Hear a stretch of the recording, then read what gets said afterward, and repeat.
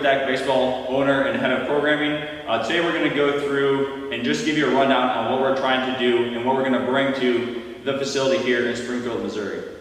So to start off, I want to give you a little bit of a background on myself. So what you're looking at right here is just an animated image of a pitcher going through his motion, right? And this is the type of stuff that I was interested in when I was in 7th and 8th grade. So right now, a lot of people get their information from Instagram, Twitter, different social media sites. Back in my day, so to speak, it was places like Sepro, Let's Talk Pitching, different online forums, and that's actually where I found some of this material here. And as you can see, it's just demonstrating with that circle that he's staying in the plane of rotation of his shoulders as he's going through his delivery. So again, this is the type of stuff that I was kind of just nerding out on when I was young.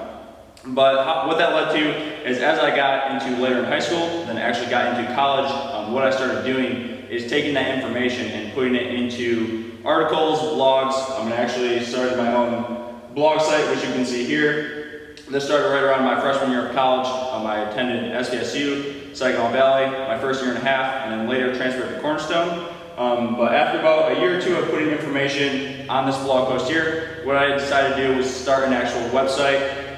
And that's what you're seeing here. So this is what it currently looks like. It obviously wasn't this good when we first started, right? It was pretty rough, but just kind of constant improvement in that area led us to where we're at right now. And so what we actually do right now, what we've been doing in the past, is we provide remote training for athletes all across the country. And what we're doing with our on-site location here is looking to take that programming and provide it for athletes actually on-site. So we're still going to continue to do both sides of the equation, but I'm really excited about what we're going to be able to do in our on-site location here. So now Jared's going to come up and he's going to talk a little bit about his background and what got him into this field.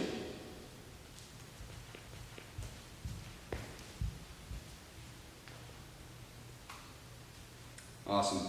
So my name is Jared Byrne. I'm going to be Director of Research here. And basically my senior year of college, I met with a research professor we had on campus. And I figured out, basically I want to figure out how I can apply sports into the research field. That's something that I'm very passionate about. And with this, as you can see in the picture, it's kind of hard to tell, but we have basically Athros gear here, which is like a full body EMG suit. Then we have small little EMG units that you can put on more individualized muscles. And so with this is kind of what kick-started my journey to say, is getting into sports research, messing around with all these sweet equipment, and basically seeing how that applies to athletic performance. And in particular, one of the research studies that I've done was basically a huge baseball throwing study. And where that started from is basically my dream is to basically play a huge role in reducing the amount of UCL injuries in the game of baseball. And when I was thinking about what is the issues, why are we having so many UCL injuries? And basically that brought me to the exercises that we're currently doing as like a baseball community. So what I wanted to do is I basically took roughly 24 exercises that you can see from here, basically normal exercises, and then also exercises where we had to learn from other sports and then figure out how those exercises can particularly apply to baseball. And basically what I wanted to see was, can we produce an exercise EMG activity that would be greater than a baseball throw? So in this particular graph, the control group would be a player's forearm, and then the exercise following suit would be the exercise. And if the exercise was greater than the throw, then we would know that this exercise could potentially transfer over because it would basically train the arm at a higher intensity than what the baseball throw would actually be. Now to go even more in depth into this, I wanted to look at, is this correlated across a large amount of population? So was this just normal for one individual, or are we going to be able to I can take 15 athletes, all have them do a particular exercise, and are they going to have similar results?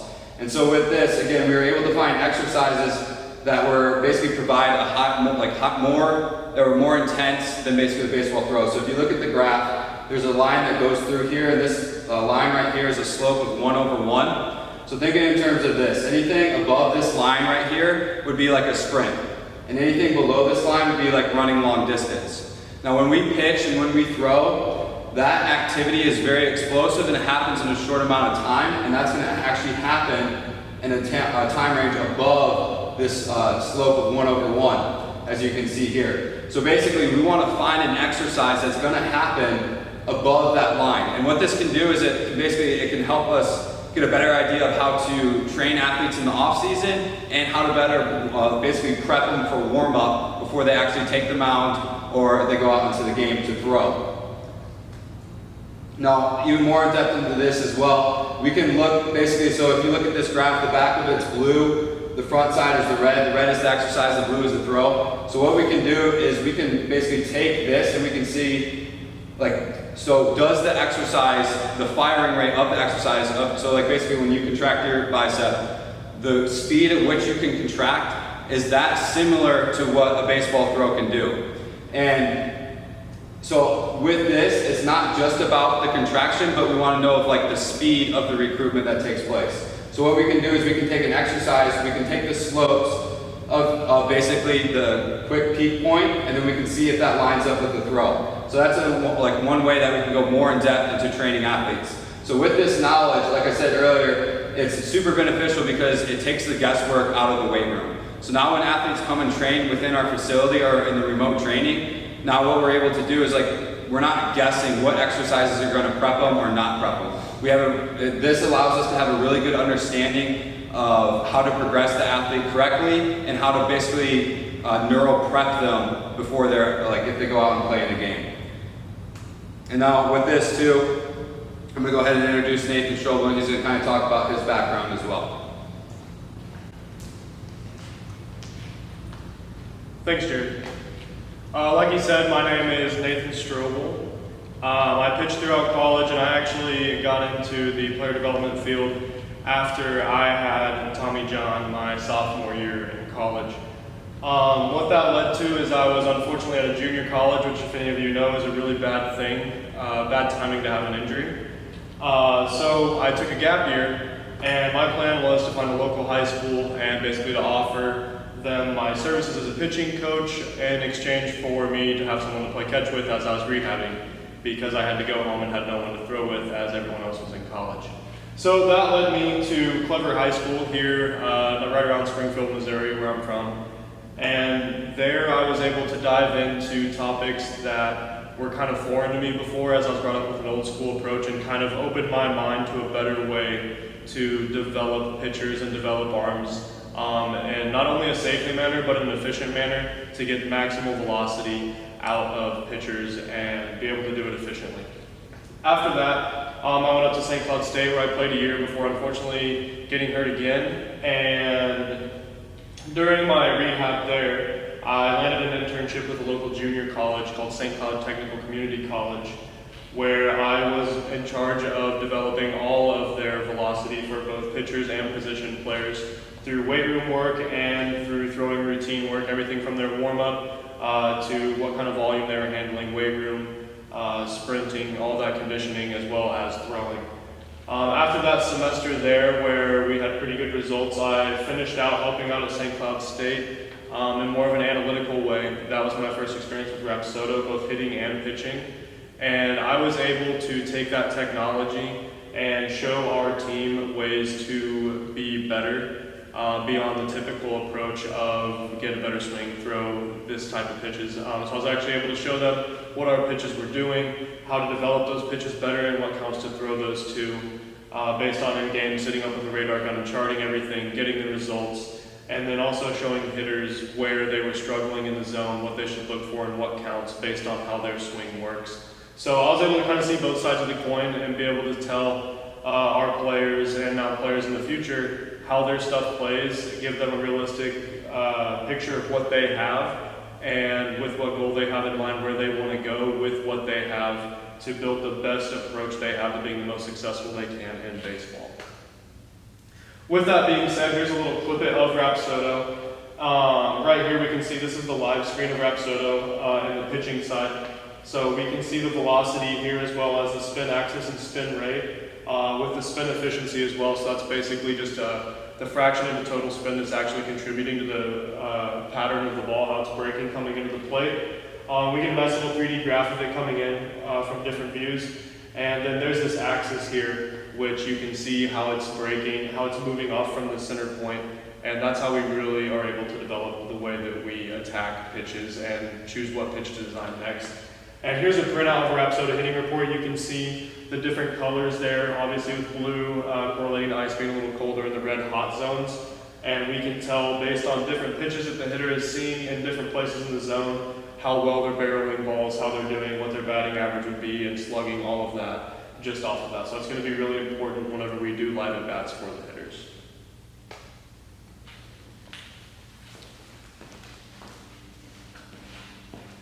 All right, so with that knowledge on our background, we're going to kind of be the three guys that are in charge of what we're doing training-wise in this facility.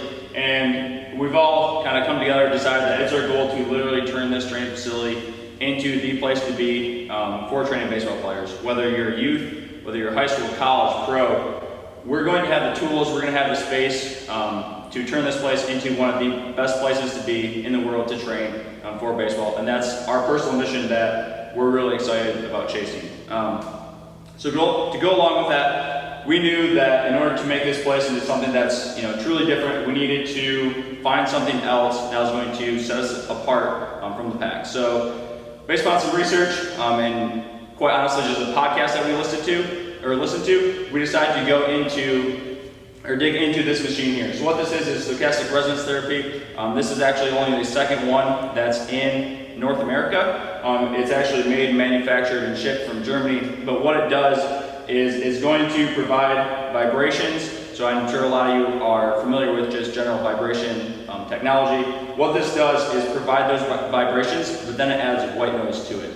So all white noise is randomness. So you have your baseline vibration and then the white noise that's added. So what that's going to do is force your body to basically stabilize against that randomness, which is very close to what we're going to do in sport. For instance, a ACL tear is going to happen in under 200 milliseconds. There's never been a case where it's happened at a slower rate than that. With this machine, based on EMG readings, we know that when you hit a vibration, it's going to cause your body to react to that vibration in under 200 milliseconds. So there's multiple different ways that we can use this. If you're rehabbing from ACL, or what we're more interested in, if you're rehabbing from, let's say, UCL or shoulder injury, this machine is going to allow us to train at the speeds that actually happen in the game, unlike anything else, like a Bosu ball, balance drills. That's been found to be 350 milliseconds or above, which again just doesn't match that speed. So this is one piece of equipment that we're really excited about. It's not the whole facility. We'll get into all the other stuff we have and how we're going to be using it, but we're just very excited to bring this piece on board. And now Jared's going to come up and talk about a little bit about what we're going to be doing with the youth players that we have. Awesome. So I'm super excited to be able to have the opportunity to train youth players. I know right now there's a lot of just basically a lot of talk with how to train young athletes. I know there's a lot of thing where it's like, don't get them involved in anything, just have them go play in the background or in their backyard, just play as many sports as possible. And that's something that we truly believe in, and that's where our facility is going to be basically a place to provide this opportunity for these athletes. So this is going to be a place where they're going to be able to play as many games as possible. They're going to be exposed to different movements. And I like to think of it in terms as a library. So each one of these little kids, you can think of like going to, like as their parents take them to the library, they usually go and they get a giant sack of like 30 books. And you look at them and you're like, how are you going to read all these books? And basically, they're all picture books. And so they're very filled with like not very in-depth information, but each of these books represent a different movement pattern. And so basically that's why we want to expose these kids to as many different movement patterns as possible and encourage them to be as creative with their movements as possible. And what's this going to do is it's going to set them up for the future to be able to pull for more knowledge from basically a large quantity of books and be able to apply that when they get into more sport-specific activities, whether it's baseball, basketball, football, etc. So like I said, our goal and what we're going to do with the facility here is just provide an opportunity for these kids to come in and basically explore how they can move and teach them how to move creatively, and that's going to be basically kind of done through games and such. Next, Nathan's going to come up and talk about how we're going to develop our 11 to 13-year-olds.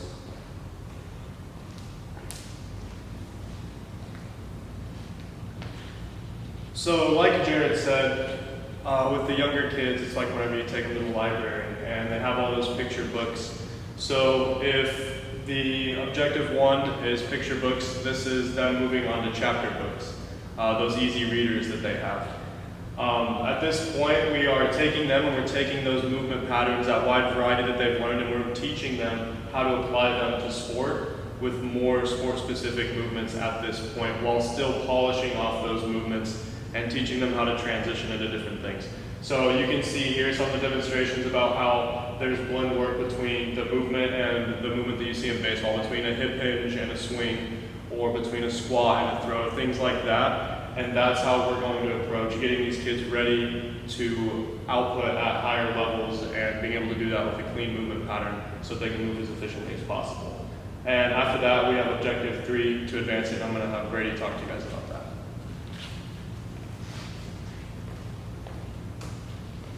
All right, so like those guys talked about, when we have youth athletes, we're trying to build this huge library.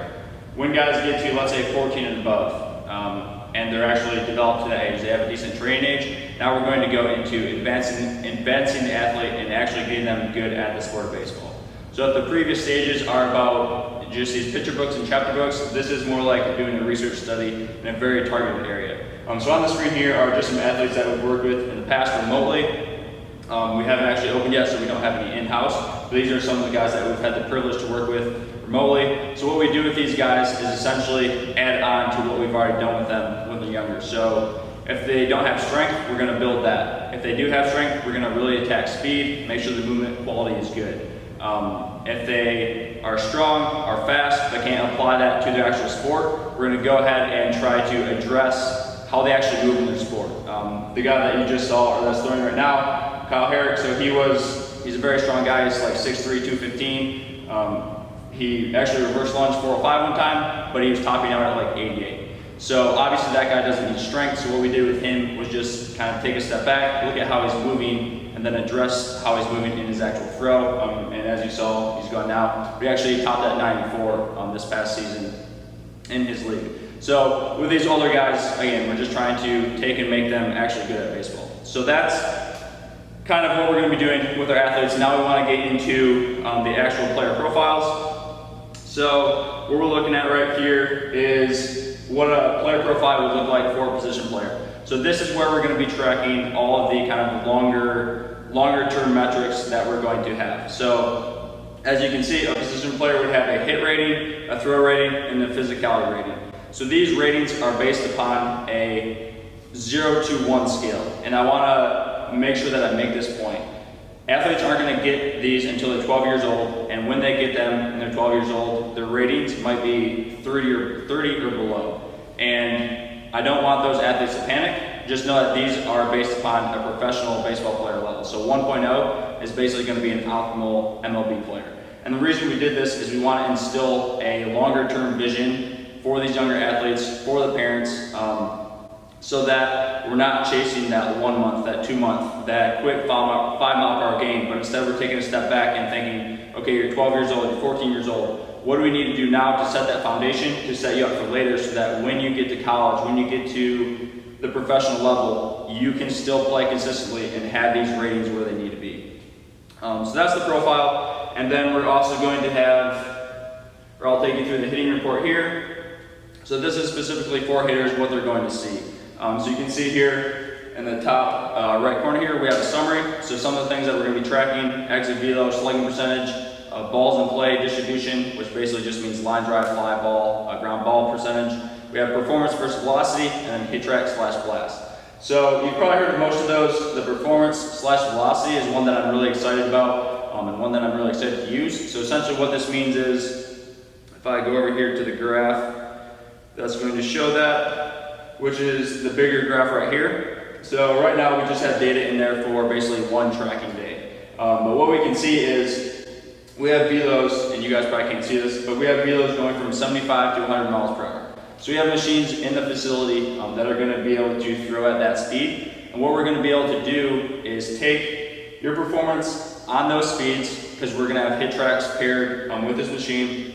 So we're going to be able to take your performance, basically add up your performance at each of those speeds, and then figure out where your performance breaks down. So let's say you hit best off of 80 miles per hour. So that would, on this graph here, be a 1.0. Let's say at 85, you're at a 0.78. So that's going to mean that you hit at 78% as well on that speed as the previous one.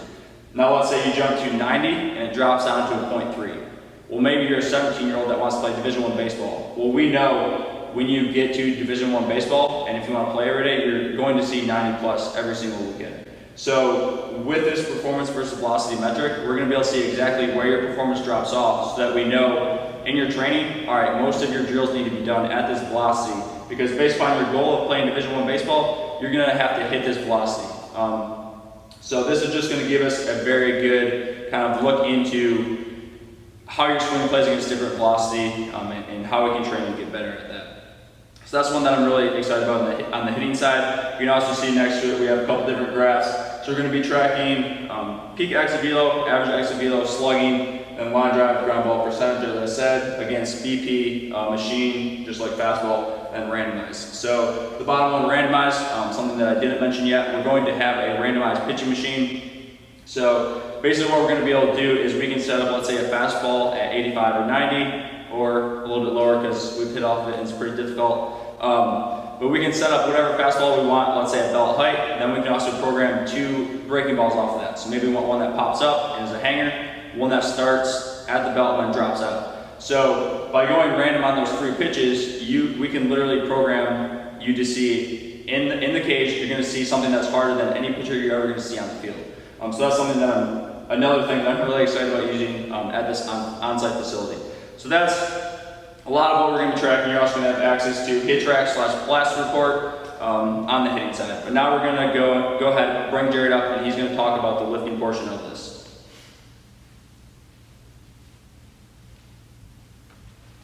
Awesome, thank you. So one of the things that we're going to be tracking, which is going to be a lot, as you can tell up here, but we're going to be looking a lot into body composition, speed, power type, med ball throws, work capacity, and physical assessment. And one of these things that's basically, like if we go back to the speed, we're going to be tracking flying 10s and acceleration times with our athletes. And what this allows us to see is, if one athlete is better at a flying 10, maybe top speed, then maybe we know that he's already more an elastic athlete, and maybe he needs to build more strength. And on the flip side, let's say he has a faster acceleration time. Maybe we know that he has a good strength foundation. We might need to build more like elasticity within that athlete. So that's going to allow us to basically identify the areas of improvement for that particular athlete, and then train that particular area that needs, or like it has the opportunity for growth. And then that's going to allow him to basically become a better athlete all into one. And now with that too is, I just want to mention, like, I see things, so I don't see this as like training baseball players. I see this more as training athletes, because the better that I'm going to get them to move and train all their energy systems all at once, the better that they're going to be able to apply that into, like, on the mound and when they swing. So my biggest thing is training guys how to move well, move fast, move explosively, so that actually transfers over into what actually matters, which is sports performance when they're throwing on the mound and when they're hitting. Now with this as well, you can look over here in the middle. Here is our physical assessment. Well, this is going to be very in-depth, and then a lot of it too is going to be growing as we're working with a couple chiropractors and neurologists, trying to get more in-depth with this as well, learning how to track eye movements and looking at cerebellum and motor cortex and learning more about that. And so the physical assessment is going to be super in-depth, but it's going to, again, allow us to identify areas where athlete might be prone to injury, or areas where they can just grow as an athlete.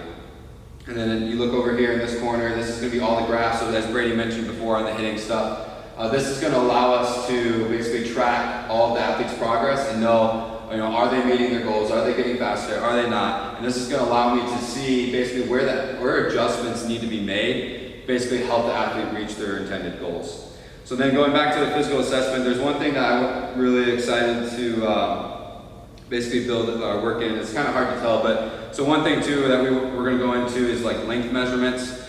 So basically, if we get like a 6'6" guy, he might not be able to squat down all the way down to parallel just because of his body size. So with this, going to be able to measure actual body lengths and or limb lengths and stuff like that is going to, again, give us a clearer picture of how best to train the athlete. And then even something, again, you can tell I'm pretty excited, but the work capacity within this as well. So with this work capacity, we're going to look at basically a repeated crawl. And we're going to have our athletes crawl from like 10 to 15 yards. And we're going to basically see like what point does their like form break down. Like does their, do they start breathing out of their mouth or not? So like when you start breathing out of your mouth, you kind of switch more into a sympathetic state. So we want to train our athletes to be in a parasympathetic state. So think of like breathing and learning how to breathe. You see a lot of times when you're watching professional players, before they get in the batter's box, they'll take a deep breath, but before they pitch, they'll like look at controlling their breathing. There's been a lot of top pitchers who talk about a lot of times where like, I don't remember anything about the game, I was just focusing on my breathing. So that's going to be a huge focus when we're here, is basically putting athletes not just on the table learning how to breathe, but actually like, can they breathe when they do a squat? Can they breathe when they crawl? Can they breathe when they sprint? Because if their body feels safe in those particular positions, then we know that basically their body's going to allow them to get into those positions. So breathing is going to be a huge thing we track, and like I said, we're going to track that through the repeated crawl, looking to see when they break down, when they switch back into a stress state. So again, it's going to be very in-depth. I'm extremely excited about it. And then this is going to be on all of the logs that we talked about. It's the why portion. So when you get access to our logs, you're going to be able to see all this, like the tests that we do, and it's going to tell you why we do it. And that's extremely important. That's extremely important to us because we believe education is everything. So we don't want to just leave our athletes clueless or wondering why we're doing something. We want to make sure that parents and athletes know, hey, we're doing this for a very specific reason, and this is how it's going to make you better. Now with this, I'm going to go ahead and switch over to the physical report, where Nathan's going to go ahead, the pitching report, and Nathan's going to go ahead and talk about the pitching report from here.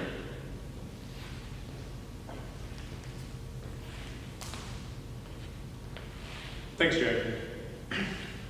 So as we can see here on our throwing report, what we're looking at for a position player, we're going to take this, most places or a lot of places I know only address pitchers in their throwing, and that can be a big problem as it's a lot easier to get drafted when you're a center fielder with a 95 mile an hour arm than an 85 mile an hour arm. So why would we not develop the whole package?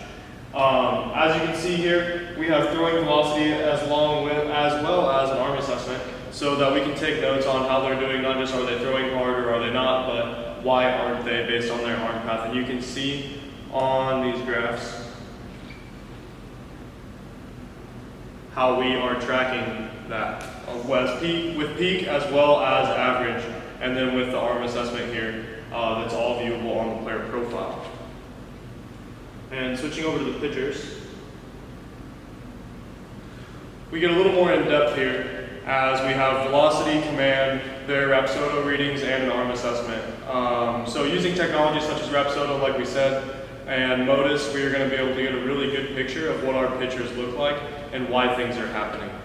And to touch on where Jared was talking about using the crawl to monitor how our athletes are recovering, we're using the same type of thing with velocity to monitor how are you recovering, should you be throwing very much today, to kind of dictate the volume, especially in our more advanced athletes where we're looking that we need to push, we need to be at velocity now. So we're able to use velocity to tell how recovered they are and how much we can train and how much volume they can actually handle to be as productive as we can with the time that we have them.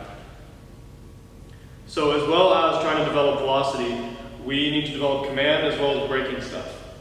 So you can see in this how the command charts come out, and with the Rapsodo we can get spin rate as well as spin efficiency of all of these pitches. So we can look at, besides spin efficiency, their brake horizontal and both vertical. And from these charts, like I touched on earlier, we're able to get a picture of what you look like as a pitcher, what your arsenal looks like. And the more clear of a picture we can have of what your arsenal looks like, the better we can attack the weak points to make them, bring them back up to average at least, or not make them, if not make them a strong point. And as well, kind of talk about how you should attack hitters, because having good stuff doesn't really mean that much if you aren't utilizing what you're effective with. So we can look at this and say you have a plus curveball but a minus fastball, so maybe you should rely heavier on that or an inverse of that, whatever kind of combination it is, then we're able to advise and develop based on that. So this last part here is the arm assessment, and what we're tracking here, you can see, or you might be able to see, shoulder internal and external rotation.